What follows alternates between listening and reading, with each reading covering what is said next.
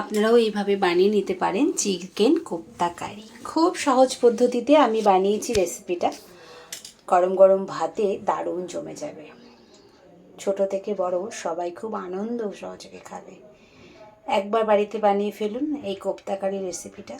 তো চলুন কিভাবে আমি ভিডিওটা করলাম, পুরো ভিডিওটা দেখার অনুরোধ রইল। দেখুন কি সুন্দর সফট হয়েছে কোপ্তাগুলো। তো পুরো ভিডিওটা দেখুন, স্কিপ করবেন না, সঙ্গে থাকুন, সাথে থাকুন।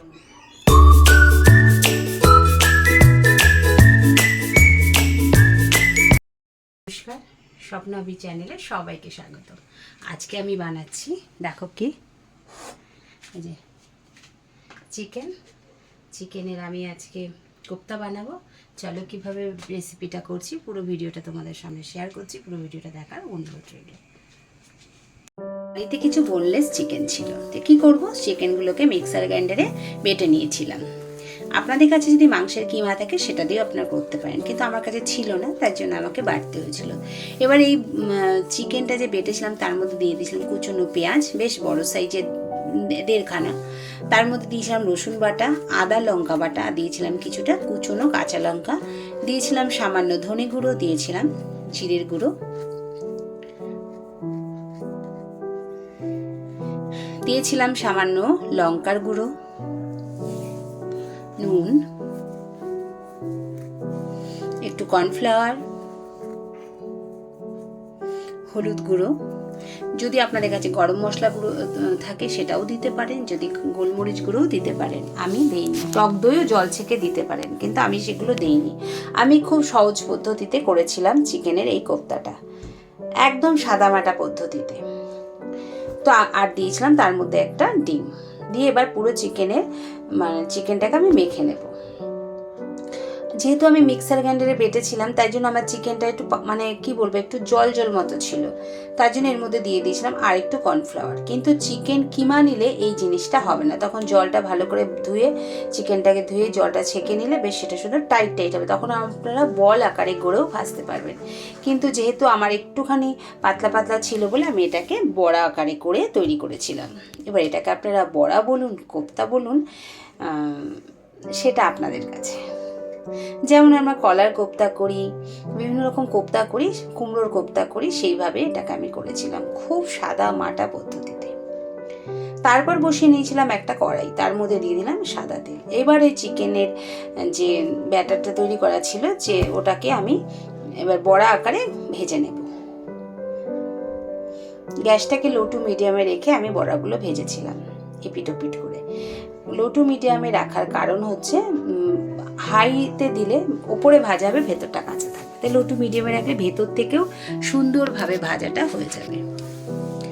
যেহেতু কর্নফ্লাওয়ার দিয়েছিলাম তাই বেশ কি বলবো, বেশ মচমচে হয়েছিল বা ক্রিস্পি হয়েছিল জিনিসটা। এটা শুধু সস দিয়ে খেতেও দারুণ লাগছিল। এই চিকেনের এই কোপ্তাটা বা বড়া বলুন, স্ন্যাক্স বলুন, যা বলুন, বা পকোড়া বলুন, এটা যদি সন্ধ্যায় করে দেওয়া যায় না, চায়ের সাথে দারুণ জমে যাবে। বাচ্চা থেকে বুড়ো প্রত্যেকেই চেটেপুটে খাবে। আর এই বর্ষায় বৃষ্টির মধ্যে চিকেন পকোড়া হলে তো কথাই নেই।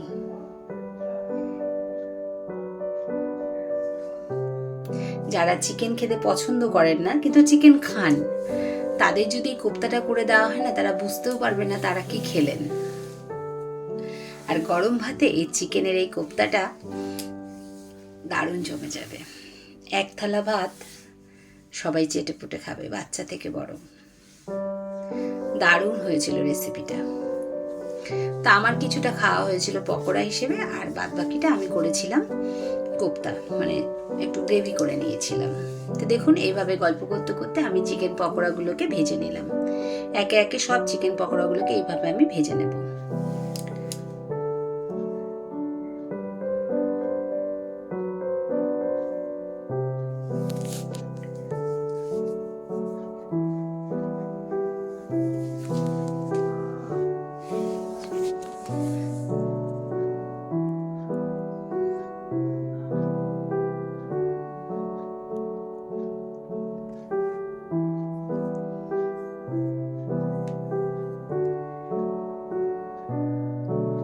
এইভাবে সব পকোড়াগুলোকে লাল লাল করে ভেজে নিলাম এপিট ওপিট করে।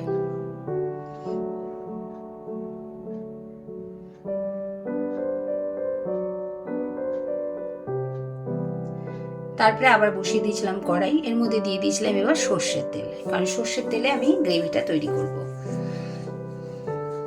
তা আমি আজকে করেছিলাম বড় সাইজে একটা পেঁয়াজকে বেটে নিয়েছিলাম, তেলটা গরম হতে দিয়ে দিয়েছিলাম গোটা গরম মশলা, তার মধ্যে দিয়ে দিলাম পেঁয়াজ বাটাটা। এবার পেঁয়াজ বাটাটাকে কিছুক্ষণ কষিয়ে নেব, যতক্ষণ পেঁয়াজের কাঁচা গন্ধটা চলে যায় ততক্ষণ। পেঁয়াজটা দেখুন আমার বেশ কষানো হয়ে গেছে। এবার এর মধ্যে দিয়ে দিলাম রসুন বাটা,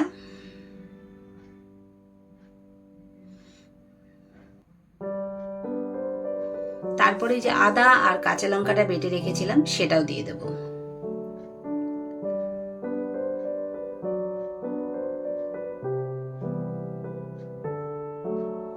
সব মশলাগুলোকে একটু কষিয়ে নেব যতক্ষণ এর কাঁচা গন্ধটা চলে যায়। তারপরে দিয়েছিলাম একটা বড় সাইজের টমেটো বাটা। এবার টমেটোটার গন্ধ যতক্ষণ না যাবে ততক্ষণ আমি এটাকে বেশ কষাবো, বেশ সময় নিয়ে কষিয়েছিলাম।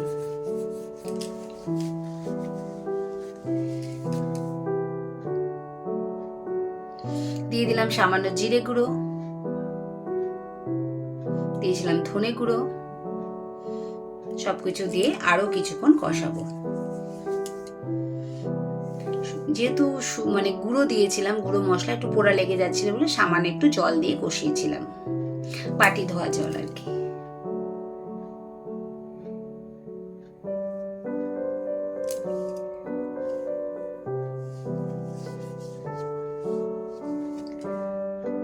সামান্য নুন দিয়েছিলাম, যেহেতু আমার বড়াগুলোর মধ্যে নুন দেওয়া রয়েছে। আপনারা এটাকে আর দিয়েছিলাম হলুদ, চিকেনের বড়ার ঝোলও বলতে পারেন। তারপরে সব মশলাগুলোকে ভালো করে কষিয়ে নিয়েছি। এই যে আমার চিকেন পকোড়াগুলো ভাজা হয়েছিল সেটা একটু দেখিয়ে দিলাম। বেশ মশলা থেকে জলটা শুকিয়ে গিয়ে মানে বেশ মশলাটা আমার কষানো হয়ে গেছে। আপনারা অবশ্য বেশি তেল দেখতে পাচ্ছেন না, কারণ আমি খুব একটা বেশি তেল ইউজ করি না, যতটা সম্ভব কম তেলে করারই চেষ্টা করি। এমনিতে চিকেনগুলো পুরো তেলে ভাজা হয়েছে, তার মধ্যে তেল রয়েছে, তাই মানে গ্রেভিটাতে আমি একটু অল্প তেলই দিয়েছিলাম। তারপরে দিয়ে দিলাম পরিমাণ মতো জল, যেহেতু এটা বেশ গা মাখো মাখো হবে তার জন্য জল আমি খুব একটা দিইনি, অল্প পরিমাণেই জলটা দিয়েছিলাম। এবার জলটা ফুটে উঠতেই মানে ঝোলটা ফুটে উঠতেই আমি দিয়ে দিয়েছিলাম তৈরি করে রাখা বড়াগুলো বা পকোড়াগুলো বা কোপ্তা, যেটা বলবেন। খুব সাদামাটা গ্রাম্য পদ্ধতিতে আমি করেছিলাম এই চিকেনের বড়ার ঝোলের রেসিপিটা।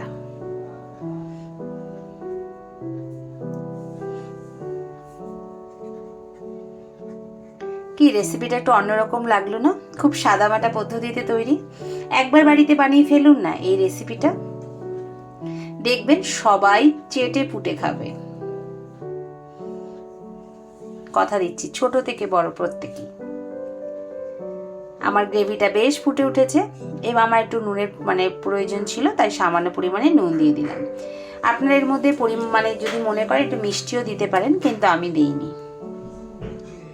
এবার দিয়েছিলাম গরম মশলা, আর যদি একটু ধনেপাতা দিয়ে নামানো যেত না, অসাধারণ হতো, কিন্তু আমার ঘরে ধনেপাতাটা ছিল না, তাই আমি আর দিইনি। তো আমার তৈরি হয়ে গেল চিকেনের বড়ার ঝোল বা চিকেনের কোপ্তা কারি, যা বলবেন। কেমন হয়েছে রেসিপিটা? দেখে লোভনীয় লাগছে না? গরম গরম ভাতে পরিবেশন করে ফেলুন। ভালো লাগলে ভিডিওটা লাইক, শেয়ার, কমেন্ট করবেন। নতুন হলে চ্যানেল